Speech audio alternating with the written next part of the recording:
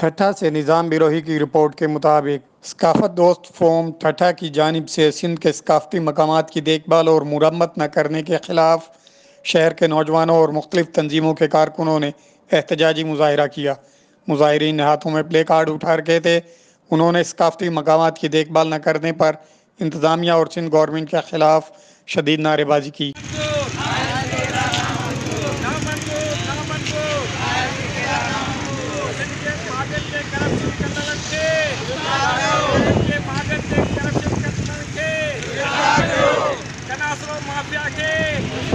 اس موقع پر تنظیم کے رہنماؤں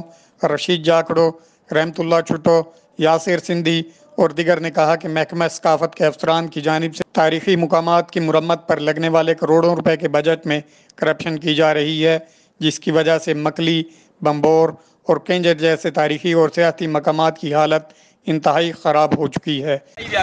اساں مسلسل لکھ پڑھ کئی ہے، اج اسی مجبور تھی میدان تے لتھایوں، اساں مسلسل لکھ پڑھ کئی ہے تو بابا ہن کناسرو مافیا ماں سندھی جان چھڈاयो، جے فنکارن جے لاشن جا پیسہ کھائیں تا، جے مقبرن جا پیسہ کھائیں تا، جن کینجر جے ہرس اساں ॾिठा आहिनि، उन हर्स जी सूरत ॾिसो, उन हर्स खे मरमत सिर्फ़ु रंग करे उन्हनि 27 करोड़ रुपयनि जा बिल कढिया आहिनि सिर्फ़ु रंग जा, कींजर जे हर्स जा। त अॼु असां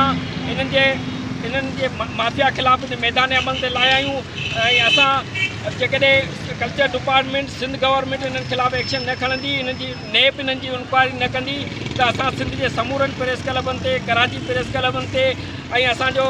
13 तारीख़ ते असांजा इस्लामाबाद में दोस्त वेठल आहिनि जेके 13 तारीख़ ते इस्लामाबाद प्रेस क्लब में इन माफ़िया ख़िलाफ़ एहतजाज रिकॉर्ड कराईंदा। असीं सिंध जे कल्चर जा वारिस आहियूं, असीं सिंध जे फनकारनि जा वारिस आहियूं, असां सिंध जे ॿोली जा वारिस आहियूं। तंहिं करे इन माफ़िया जी इन करप्शन खे कतई कोन रोकबो। असां इन्हनि ख़िलाफ़ इंशाअल्लाह ताला 14 तारीख़ ते कराची प्रेस क्लब जे अॻियां हिकिड़ो सख़्तु एहतजाज कंदासीं ऐं उन माफ़िया खे नेब खे असीं DG नेब खे गुज़ारिश था कयूं त इन माफ़िया के ख़िलाफ़ फौरी इंक्वायरी कई वञे। असां नथा चऊं, असीं चाहियूं था त इन्हनि जे ख़िलाफ़ इंक्वायरी थियणु घुरिजे, जांच थियणु घुरिजे। नेब इदारा आहिनि जेके सियासी माण्हुनि जे पोयां पयल आहिनि, पर ही कामोरा जेके करप्शन कनि था, इन कामोरनि जी करप्शन खे बि उहो ख़तमु कनि।